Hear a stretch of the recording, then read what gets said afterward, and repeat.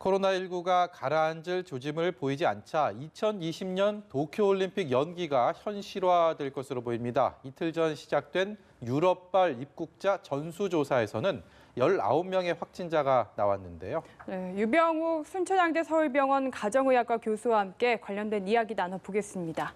안녕하십니까? 안녕하세요. 신규 확진자 76명이고요. 그리고 누적 확진자가 이제 2달 조금 넘은 시간 동안 이제 9천 명을 넘었습니다. 오늘 오전에 발표한 상황인데, 글쎄요, 이제는 솔직히 확진자 수가 어느 정도가 됐다라는 게 저희 시청자 여러분, 국민 여러분들께서 어느 정도 와닿는지 모르겠습니다만 일단 최근에 이런 추이들은 어떻게 분석하시는지 좀 궁금합니다. 우선은 이 습하고 더운 여름이 되기 전까지 네. 지속적으로 우리가 조심해야 된다 말씀을 드리고 있는데요. 사실 주변에서 피로감을 많이 호소하고 계세요. 네. 왜 계속 이런 얘기를 하느냐, 많이 줄지 않았느냐. 그런데 여러 통계학자뿐만 아니라 또 분당서울대병원 감염내과의 교수님도 말씀하셨고, 저도 우리 같이 병원에 통계하신 분하고 쭉 보는데 실질적으로 대구 경북이랑 또는 특정 종교 집단을 제하고 보면은 실질적으로는 계속 조금씩 증가하고 있는 겁니다. 그 무슨 얘기냐면 이 코로나19의 감염력, 재생산 지수가 인플루엔자보다 높은 상태에서 예. 국민들이 많이 지금 노출돼 있고 코로나19 바이러스에 노출된 상태에서 어떤 분들은 노출되고 지나가고 노출 후 감염, 발병을 통해서 확진이 되는 그런 여러 단계가 있는데 그중에서 우리가 현재 가장 위험한 요양병원이라든지 집단시설 중심으로 확진을 쭉 찾아가면서 고위험군들을 가르고 있는 그런 상태거든요. 네. 그렇기 때문에 이 정도 되면 이제 됐다라고 생각하실 텐데 제가 늘 말씀드린 게 오늘 3월 24일 오늘은 지난 2주 전에 우리의 모습입니다. 우리가 네. 사회적 거리두기를 잘하고 개인 방역을 잘함으로써 지금 지켜나갔기 때문에 앞으로도 저는 이제 4월 6일이라고 딱 못 받고 싶진 않지만 이제 계약 시점까지는 더 긴장의 끈을 놓치면 안 된다. 줄어드는 게 아니다라고 말씀드리고 싶습니다. 네. 그 누적 확진자가 9천 명을 넘으니까 생각나는 게 지금으로부터 꼭 한 달 전쯤에 JP모건이 4월 20일이죠. 3월 20일에 정점을 찍을 거다라는 이야기를 했고 감염자 수가 10,000명을 돌파할 거다. 근데 이 예상보다는 저희가 약간 시간이 늦춰지지 않았나라는 생각이 듭니다. 네, 영화 중에 제가 터미네이터라고 하는 영화를 굉장히 좋아하는데요. 그 영화의 끝날 때쯤 되면은 아직도 미래는 정해진 게 없다라고 하죠. 이 JP모건에서 이 데이터가 나왔을 때 저도 지인을 통해서 받아서 봤는데요. 네. 그 수학적 커브로 계산을 하는 방식에 따르면은 2만 명이 아니라 3만 명까지도 계산이 가능했던 시점입니다. 네. 그것은 그때 당시의 개인 방역이나 사회적 거리두기가 지켜지지 않는다는 그런 변수 값일 때 이렇게 나오는데요. 어떻게 보면 이거는 JP모건이라고 해서 이 경제 수치에 대해서 굉장히 정확한 수치를 내는 곳인데 어떻게 보면 우리 대한민국 국민이 그걸 우리가 꺾어 이겼다라고 저는 그렇게 해석하고 싶습니다. 네. 오늘 그 정부에서요. 집단 감염 상황까지는 가지 않도록 하는 게 방역 당국의 목표라고 했습니다. 저는 집단 감염이 이미 된 거 아닌가라는 생각을 했었는데 이 집단 감염까지 안 가는 게 목표라고 했거든요. 이게 어떤 의미인지 아직까지 우리는 그 단계까지는 올라가지 않은 건지 좀 말씀 좀 여쭤보겠습니다. 우선은 이제 지역 사회 감염이다라고 표현했던 게 대구 경북 지역하고 특정 종교 집단일 때 나왔는데요. 지역 사회 감염이라는 뜻은 뭐냐면 누구나 걸릴 수 있다라는 표현입니다. 예. 우리가 보통 인플루엔자, 독감, 이제 그 계절형 독감 인플루엔자가 이제 곧 해제를 지금 기대하고 있는데요. 매년 요맘때 3월 둘째 주, 셋째 주에 나오는 뉴스의 단골이 뭐였냐면 B형 독감이 유행입니다라고 하는데 올해는 손 씻기나 사회 거리두기, 계약이 늦춰지면서 B형 독감, B형 인플루엔자가 거의 사라졌거든요. 네. 그래서 그런 경우에는 우리가 지역 감염이 지금 해제되라라고 얘기를 합니다. 발생을 하지만. 네. 근데 지금 정 기자님께서 말씀해 주신 그 집단 발생이라고 하는 것은 그냥 인플루엔자랑 감기랑 달리 이 재생산 감염력이 강한 경우에 어떠한 단체, 집단 생활을 하는 곳, 학교 또는 요양원 또는 다중이용시설에 모여 있는 경우, 뭐 극장이나 PC방 이런 곳이 집단 감염의 온상이다. 네. 즉 이렇게 다중이용시설에서 집단 감염이 발생을 하면 그것이 다른 지역으로 또 옮겨질 수 있기 때문에 집단 감염을 막아야 된다. 즉 우리가 사람을 많이 모이는 것을 적게 해서 그 연결고리를 끊어야 된다고 이해하시면 좋을 것 같습니다. 가장 위험했던 게 그러면 콜센터 사례가 아니었을까요?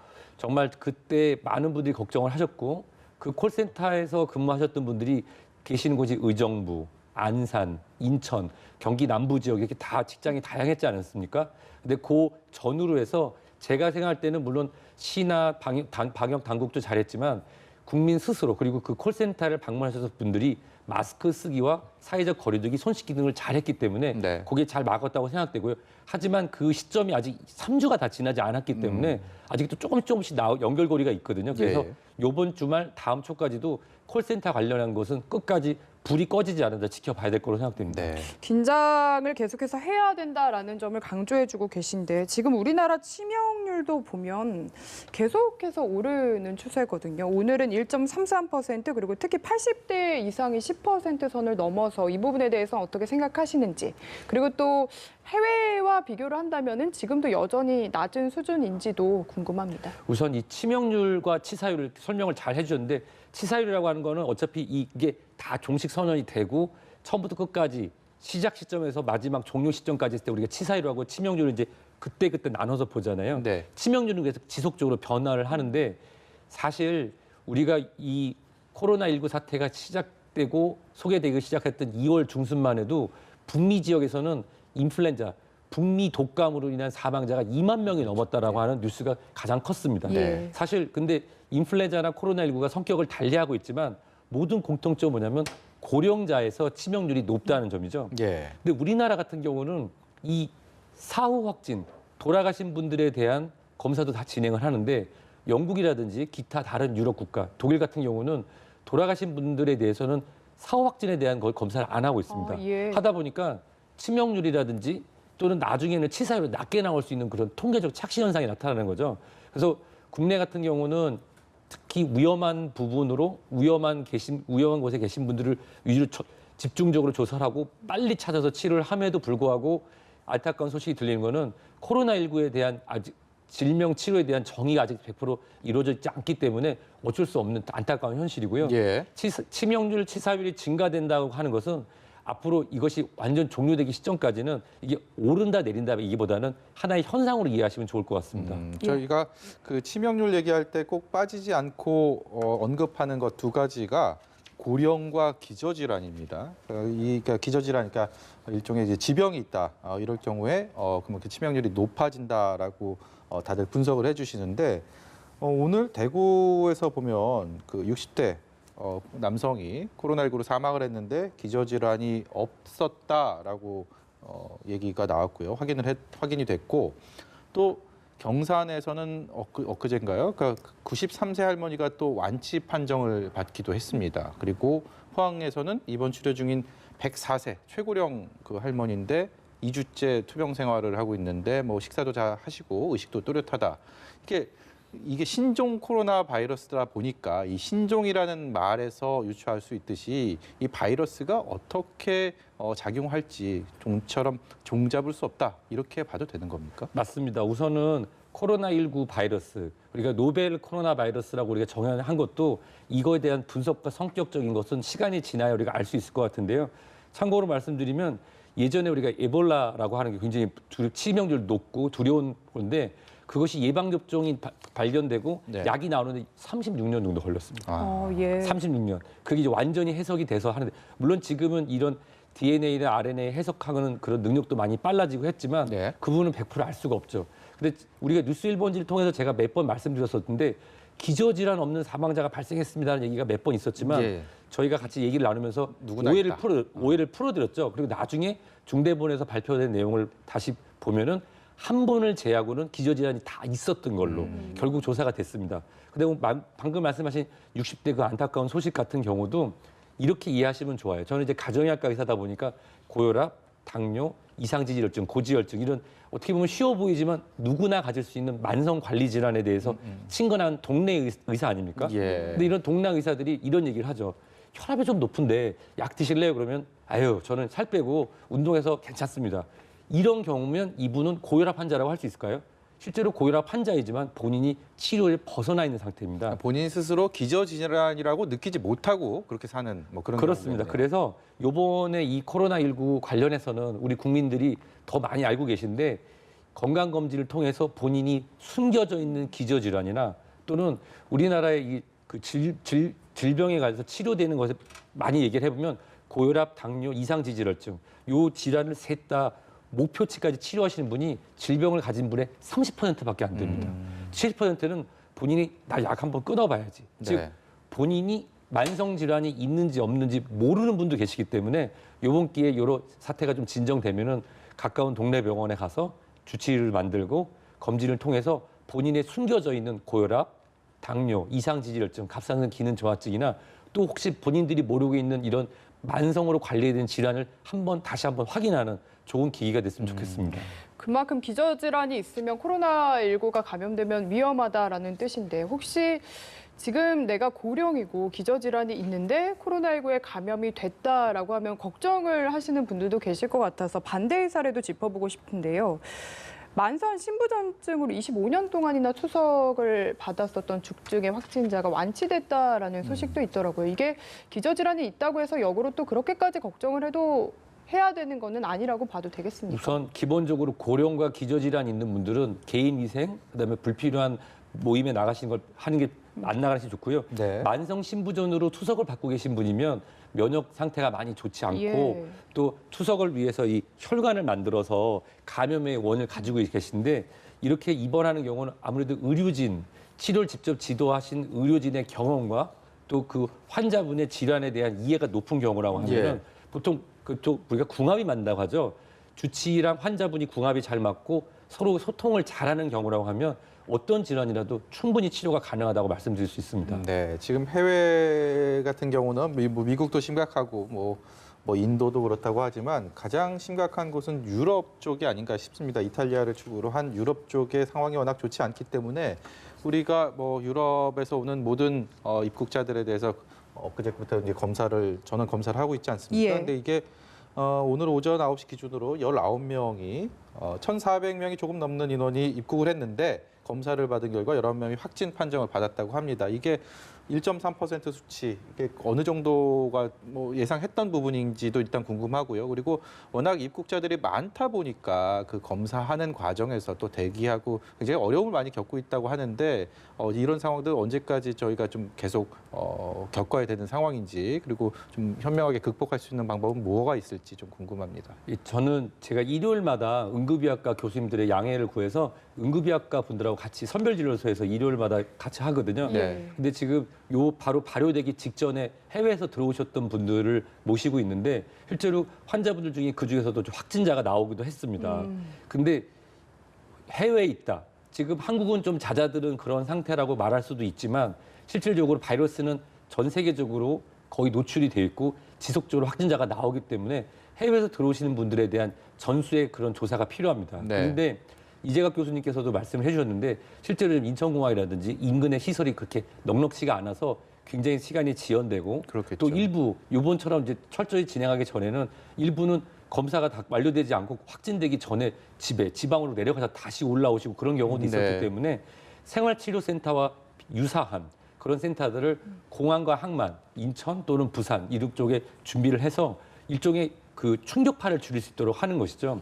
사실 이제 교민분들 중에서도 들어오고 싶어 하시는 분들도 계시고 네. 대부분 다 이제 한국 국적의 교민분들이신데 들어오게 되면 당신들을 위해서도 그렇고 또 당신들이 만나실 가족이나 이웃 친지를 위해서도 검사를 하시는 게 당연한데 검사하고 결과가 나와서 다시 우리 대한민국 사회로 들어올 때까지 그 기간을 두기 위해서는 마치 우리가 예전에 처음에 우한에서 우리 교민들 들어오셨을 때 했던 것처럼 격리시설보다는 생활치료센터 규모로 해서 인근에 지정을 하고 입국자에 대해서 검사해서 어느 정도 안전성이 확인될 때까지는 있는 시설을 제가 알기로 준비가 들어간 걸로 알고 있는데 그런 부분들이 좀 더 돼야 입국하시는 분들의 불편감도 덜하고 네. 또 분명히 확진자는 지속적으로 많이 나올 겁니다. 그랬다고 막는 게 전수가 아니고요. 이제 미국발 비행기에 대해서도 같이 진행돼야 된다고 저는 생각합니다.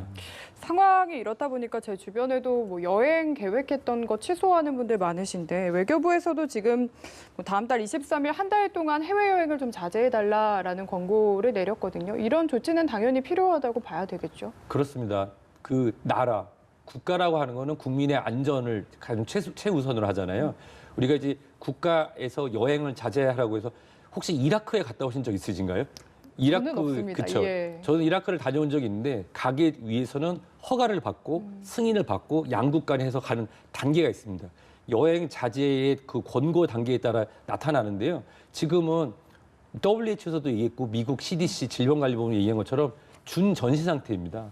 지금은 개인적인 목적으로 여행 가는 건 당연히 자제하는 게 좋고요. 네. 지금은 산자부랑 복지부 연합해서 경제인들이 해외로 나갈 수 있도록 하는 그런 창구들이 다 마련돼 있기 때문에 네. 불필요한 해외 여행은 줄이시는 게 좋을 것 같습니다. 저희가 뭐 사회적 거리두기를 계속 얘기하고 있고요. 정부에서도 연일 강조하고 있습니다. 그런 중에 이제 각급 학교가 2주 동안 추가로 총 5주간이나 이제 연기를 한 상황인데 오늘 4월 6일 날 현재로서는 개학 예정입니다. 근데 여기에 대해서 일부에서 9월 학기제를 도입하자라는 제안도 나왔었고 어제 문재인 대통령은 여기에 대해서 검토할 상황은 아니다라고 일단 선을 그었습니다. 그렇다면 4월 개학에 무게추가 실리는 이 상황에서 개학하면 다시 유행할 텐데 각급 학교들은 어떤 준비를 해야 되고 그리고 학부모들은 과연 학교에 또 보내야 되고 그리고 또 확진자가 나올 경우는 어떤 대응을 또 해야 되고 이게 너무 복잡할 것 같습니다. 여기에 대해서는 어떤 지금 2주간의 시간을 어떻게 보내야 된다고 보십니까? 교육당국의 딜레마였을 거로 생각되는데 2009년도 H1N1 신종플루 때 그 경험을 하면은 그때는 9월에 개학을 늦추지 않고 개학을 그냥 강행을 했습니다. 강행을 하고 준비 없이 강행을 하니까 신종플루 확진자가 나오면서 학교를 일부 폐쇄, 학년 폐쇄하면서 들쑥날쑥했었거든요. 예, 예. 이번엔 일괄적으로 연기를 하면서 교육부와 교육당국에서는 그에 맞는 준비를 지금 진행하는 것으로 알고 있고 하고 있다고 생각을 합니다.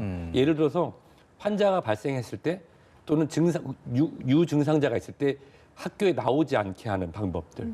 예전에는 그걸 병원 가서 검사해서 내라고 했는데 그냥 우리 아이가 증상이 있으니 저는 학교를 쉬겠습니다. 이거는 공개로 진행을 부탁드립니다. 했을 때 이런 것들이 어떤 규정으로만 만들어진다고 하면 저는 개인적으로 4월 6일 개학을 해야 된다고 생각을 하고요. 왜냐하면 코로나19가 좀 사회적 피로감이 있겠지만 이게 딱 끝나는 것이 아니라 가을까지 또 진행되고 내년 초까지도 진행될 수 있으니 이 코로나19를 산발적으로 막으면서 발생하는 걸 막으면서 생활의 일부로 들어가야 되는 그런 시점입니다. 그래서 개학은 진행이 되고 사회적 거리두기에 대한 부분은 우리가 경제활동이라든지 사회활동에 필요 없는 그런 모임이라는 걸 자제할 수 있는 그리고 가장 중요한 게 아프면 쉴 수 있는 그 사회적 문화와 그 학교 문화 그리고 개학과 동시에 학교는 환자가 발생하거나 유증상자를 어떻게 관리할 것에 대한 매뉴얼을 학부모님들께 미리 최소 일주일 전에는 이야기를 해주셔서 본인들이 우리 아이가 아프면 학교를 안 보내겠다라고 했을 때 불이익이 없도록 하는 걸 준비한다면 4월 6일 개학은 진행해도 될 거라 생각됩니다. 그 말씀대로라면 지금까지는 사회적 거리두기와 개인 위생 수칙을 준수하면서 이 바이러스가 퍼지지 않도록 하는 것에 방역 정책에 초점을 맞춰졌다면 개학 이후에는 어떤 식으로 방역 정책을 앞으로 바꿔가야 될지에 대한 변곡점이 될 수도 있겠네요. 그 점에 대해서 중대본에서도 이야기가 있었는데 저도 그 부분을 동의하는 게 우리가 집단 면역을 키워야 된다는 겁니다. 집단 면역이라는 것은 예를 들어서 100명이라는 사람이 있는데 거기에 70분이 인플루엔자 독감 예방 접종을 하면 나머지 30분은 그 인플루엔자 바이러스가 유행해도 걸리지 않을 거라고 하는 그런 집단 면역, 사회적 면역에 대한 부분인데요. 보통 60% 이상을 넘으면 이것이 더 대유행을 막는다라고 하는 수학적, 그 면역학적 그런 수치가 있습니다.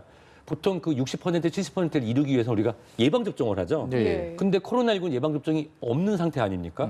근데 이제 보통 80%의 사람들은 증상이 없거나 가볍게 앓고 지나가기 때문에 확산세를 속도를 줄이는 거에서 우리가 성공을 하고 있다고 하면 고령층이 모여 있는 곳은 집단 동일 격리로 해서 젊은 층과 접촉하지 않도록 하고 사회활동 하시는 분들은 최대한 개인 방역을 하면서 우리가 코로나19에 천천히 노출되면서 자연 면역을 이루어가는 과정이 되는 겁니다. 네네. 그렇게 한다고 하면 자연 면역을 통해서 집단 면역을 형성하면 이번처럼 대유행을 막을 수 있겠다라는 이론적인 근거가 되는 거고 그런 부분들이 이제 방역 대책 본부의 새로운 지표라고 생각합니다. 이걸 교수님께 여쭤봐도 되는 건지는 잘 모르겠는데 그래서 서울시 교육청에서도 이제 개학하고 나면은 급식 같은 걸 어떻게 운영해야 될지 대책들을 좀 내놨는데 뭐 급식 시간을 2배, 3배로 늘린다든지 뭐 학생들 사이에 가림막을 설치한다. 근데 이게 현장에서는 좀 현실성이 떨어진다. 이런 거 다 실천할 수 있겠냐라는 이야기를 하거든요. 네. 저희 부모님이 이제 초등학교 교사를 하셨거든요. 예. 저도 그 초등학교를 다녔던 기억에 점심 식사 시간이 가장 즐겁죠. 뒤에 있는 애랑 같이 이렇게 얘기도 그렇죠. 하고. 예, 예. 근데 실질적으로 지금 우리가 생각할 수 있는 거는 급식이라고 하는 구조를 한꺼번에 다 시차를 두고 식사를 진행하느냐? 그거 사실상 거의 어렵습니다. 그리고 수업을 할 때 마스크를 쓴다? 초등학교 1학년 입학하는 친구들 마스크 10분도 못 끼거든요. 예. 네. 그래서 그러한 방안보다는 현실적인 거. 아이가 아팠을 때 학교에 안 보내도 불이익이 생기지 않고 수업이 진행하는 데 있어서 충분히 방역이 일어날 수 있도록 단 교사분들, 현장의 교사분들의 행정적인 부담이 증가되는 그런 정책이나 또는 이 책상에서 종이에서 나오는 정책이 아닌 실제로 교사분들의 얘기를 들으면 우리 대구 경북 지역의 의료진들께서 고생을 엄청 많이 지금 예. 하고 계시지만 네. 그런 얘기들이 전달이 되면서 조금씩 교정이 되는 것처럼 개학을 앞둔 시점에서 교육 당국은 일선 교사, 교육 현장에 계신 분들의 목소리를 갖다가 실어서 정책을 준비해 주면 좋겠습니다. 일각에서는 이 코로나19를 놓고서요. 뭐 백신이 개발돼야지 아니면 걸릴 사람은 다 걸려야지 끝나는 병이다라는 얘기를 하고 있습니다. 어제 중앙임상위원회가 조금 전에 교수님 말씀하신 것처럼 60%에 대한 면역이 생겨야지 좀 어느 정도의 유행이 끝날 수 있다라는 평가를 했기 때문에 근데 여기에 대해서 좀 너무 위험한 거 아닌가? 60% 4천만 인구에 5천만 인구의 60%면 얼마나 많습니까? 엄청난 숫자죠. 이 감염이 돼야지 끝난다라는 그 말 자체가 주는 압박감과 두려움이 있거든요. 맞습니다. 이 얘기를 들으시고 몇몇 환자분들, 오전에 제가 모셨던 환자분들 중에 한국 분들이 그런 얘기 하시더라고요. 그러면 우리 국민 중에 10명에 6명이 그 병이 걸려야 끝나느냐. 그런데 우리가 2009년, 2010년 그 신종플루 때를 생각을 더듬어 보면은 당시 확진자가 74만 명이었습니다. 타미플루 처방량이 약 358만 명분이 처방이 됐거든요. 그때 당시 우리나라 인구가 4,700만이라고 하면 10명 중에 1명이 타미플루를 먹었거나 타갔다는 얘기가 되는데 실질적으로 가볍게 앓고 지나가거나 본인이 검사를 안 받은 사람과 치면은 실질적으로 인플루엔자에 노출됐던 사람들은 40% 정도 된다고 보는 겁니다. 온 국민에. 그러면 그거보다 코로나19가 전염력 재생산이 더 훨씬 높거든요. 예. 그거를 근본으로 해서 하버드 대학교의 교수가 2주 전에 얘기를 했던 것처럼 40에서 70%까지 전 세계 인구가 감염이 가능하다라고 한 거에 비추어 보면은 예. 결국 40%를 제외한 60%가 집단 면역, 즉 60%가 노출이 돼서 자연 항체가 생기는 시점을 우리가 언제인지는 모르겠으나 그 시점이 되면은 유행이 줄어든다라고 생각하시면 되고 다만 확산 속도가 빠르게 되면 병원에 입원해서 치료하셔야 되는 분들이 이게 뒤로 밀리거나 적절히 치료 못 받아서 안타까운 일이 생길 수 있으니 확산의 속도를 늦추면서 네. 그러면서 자연적으로 유럽을 강타했던 패스트 흑사병이 네. 예. 약이 있었을까요? 예방접종이 있었을까요? 근데 지금은 대유행을 안 하죠. 네. 그 이유는 자연적인 면역과 함께 어떻게 하면 우리가 예방하는지에 대해서 알아냈거든요. 즉 코로나19도 지금 우리가 아직도 더 공부하고 알아내야 되지만 많은 의학자나 감염내과 전문의 분들이 연구 중이시고 연구 결과를 바탕으로 하면은 결국 코로나 바이러스, 감기 바이러스이기 때문에 이것이 어느 정도 시간이 지나면 어떻게 보면 우리가 신종플루라고 불렀던 게 지금 A형 독감, A형 인플루엔자로 부르는 것처럼 아마 계절형 코로나 중증 감기라고 하는 이름으로 우리 생활에서 같이 진행되지 않을까 생각합니다. 네. 그러면 그 면역이 한 번 생기고 나서 계속 유지되는 건 아니고 또 시간이 지나면 좀 없어진다라고 봐야 되는 건가요? 정확한 표현을 해주셨는데요. 두 가지 측면이 있습니다. 인플루엔자 같은 경우는 매년 변이를 일으키기 때문에 매년 예방접종을 해야 되고 약효가 6개월 정도 갑니다. 예. 제가 모셨던 어르신들 중에서 70 넘으시고 중증 당뇨 있는 분들은 9월, 10월에 예방접종을 하고 그 이듬해 2월 한 번 더 맞고 하셨어요. 네. 예. 근데 이 코로나19 관련해서 지금 연구가 계속 나오는데 호주의 의학자가 나온 연구 결과를 보면은 무증상으로 앓고 지나간 사람으로 생각되는 사람들에게 검체를 했더니 항체가 생겼다는 겁니다. 네. 그 좋은 소식이죠. 다만 이게 변이를 인플루엔자처럼 변이가 빠르거나 많이 발생한다고 하면은 이런 개인적이나 집단 면역이 발생했을 때 언젠가 다시 유효하지 않는 시점이 나타날 수 있지만 그렇겠죠. 지금처럼 변이가 만약에 심하게 일어나지 않는다고 하면은 이 면역이라는 게 굉장히 신기한데 비슷한 거에도 유사한 면역 효과를 나타날 수 있습니다. 네. 하기 때문에 이렇게 서서히 노출돼서 국민의 60%가 집단 면역을 갖게 된다고 하면은 어떻게 보면 생활 속에서 코로나19 중증 감기라고 하는 것으로 나타날 거로 생각됩니다. 결국에는 코로나19 치료제나 백신이 개발돼야 하지 않을까라는 생각들 많이들 하실 텐데 뭐 기간을 두고 1년이다, 1년 반이다 워낙 얘기들이 많아서 좀 구체적으로 정확하게 듣고 싶습니다. 우선 예방접종을 개발하는 과정이 있는데요. 이 자궁경부암 예방접종이 굉장히 안전하고 어떻게 보면 인간의 신의 영역을 침범한 거죠. 암을 정복할 수 있는 예방접종이고 네. 안전한데도 이걸 예방접종을 받고 나쁜 일이 생겼다라는 가짜 뉴스가 돌아서 안 맞는 시절도 있었습니다. 그는 이 자궁경부암 예방접종이 하나가 개발되는데 10년이 넘는 시간이 걸렸거든요. 그 이유가 뭐냐면 안정성입니다. 예. 우리가 예방접종을 만들어서 이 면역이나 항체, 면역가를 얻을 수 있는 물질을 찾는 거는 생각보다 시간이 오래 걸리지 않는데 그것이 동물 시험을 거쳐서 신속 임상을 거치고 사람에게 이번에 미국에서 진행했던 것처럼 1차 맞고 2차를 4주 뒤에 맞는 사람들 기다리고 있는데 예. 그것이 아니라 가장 최종적으로는 예방접종 한 상태에서 바이러스에 노출을 시켜야 되잖아요. 또 네. 그러한 여러 가지 임상 실험을 해서 안정성이 나오는 일반적인 시간이 약 18개월 정도 됩니다. 그거를 빠르게 진행한다고 하면 8개월 또는 12개월. 그래서 전문가분들이 지금 시점에서 1년에서 1년 반 걸린다고 하는 것이 일반적인 백신의 그 개발 단계고요. 현재 그 렘데시비어라고 하는 치료제 같은 경우는 이미 전 세계에서 임상이 들어갔고 우리나라도 6개 의료원에서 임상을 들어가서 네. 4월 중순이나 5월 초면은 그 첫 번째 효과가 나오는데 그것도 신속 임상을 통해서 안정성 평가를 받고 국가 간 인증을 받으려면 올 12월이 돼야지 가장 빠릅니다. 지금 기대하고 있는 거는 이제 중국에서 800여 명을 가지고 임상을 진행한 부분이 있는데 네. 그게 지금 4월 둘째 주에 결과가 나와요. 지금 그걸 기다리고 있는데 그것이 나와서 유효하다고 하면 전 세계적으로 동일해서 좀 빠르게 승인이 될 수 있었으면 좋겠습니다. 네, 마지막으로요. 올해 7월로 예정돼 있던 도쿄올림픽이 이제 연기 수순을 밟고 있는 것 같습니다. 이제 언제 다시 개최를 하겠다라는 것까지는 밝히진 않았지만 지금 세계보건기구가 팬데믹을 선언한 대유행을 선언한 상황에서 글로벌 확산에 일단 고비가 풀린 상황 아닙니까? 여기서 도쿄올림픽의 개최 시점 다시 언제쯤 어떤 상황으로 됐을 때 개최가 가능하다고 보십니까?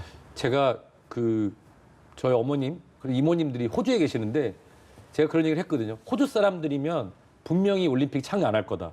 제가 그 얘기하고 다음날 안 한다고 하더라고요. 왜냐하면 이 유행 지역이 이제 바뀌지 않습니까? 7, 8월이 되면 남반구가 겨울이 되기 때문에 호주 사람들 같은 경우는 자기 국민을 보호하고 본인들이 또 바이러스를 퍼뜨릴 수 있기 때문에 네. 안 보낼 거라고 생각을 했어요. 사실 이 4년 만에 열리는 지구촌의 잔치고 정말 이걸 준비하시는 분들에게는 너무너무 정말 안타깝고 한데 그렇죠. 예전에 올림픽이 연기된 적은 없고 취소됐던 게 대부분 다 전시랑 관련이 네. 많았습니다. 네. 지금은 어떻게 보면 질병과의 준 전시 상태라서 연기를 하는 데 있어서 뭐 언제를 연기하면 어떤 거랑 겹치고 언제를 연기하면 어떤 거 겹치고 하기 때문에 이 부분은 제가 뭐 감히 이웃 나라에 대해서 평가할 수는 없지만 연기나 또는 취소에 대해서 일본이라는 나라가 전격적으로 전 세계에 미리 이야기를 하려는 시점이 다가왔다고 봅니다. 그 이유는 일단은 제가 만약에 캐나다 총리면 캐나다 국민인 운동선수를 지키기 위해서 일본에 보내지 않겠습니다. 그리고 갔다가 얼마나 환자가 있는지 모르는 상태에서 다시 캐나다로 들어온다? 그거는 저는 생각 안 하거든요. 네. 그래서 캐나다도 그런 결정을 했다고 들었습니다. 그래서 예. 연기는 당연한 거고 좀 적극적으로 이 다른 형태로 개최하는 그러니까 취소의 수순을 받고 다른 형태로 진행하는 것에 대해서 IOC 위원들이 좀 결정해야 되는 상황이라고 생각합니다. 이거는 모였다가 다시 뿌리는 그런 상태가 될 수 있기 때문이죠. 네. 예, 오늘 말씀 여기까지 듣도록 하겠습니다. 지금까지 유병욱 순천향대 서울병원 가정의학과 교수였습니다. 고맙습니다. 감사합니다.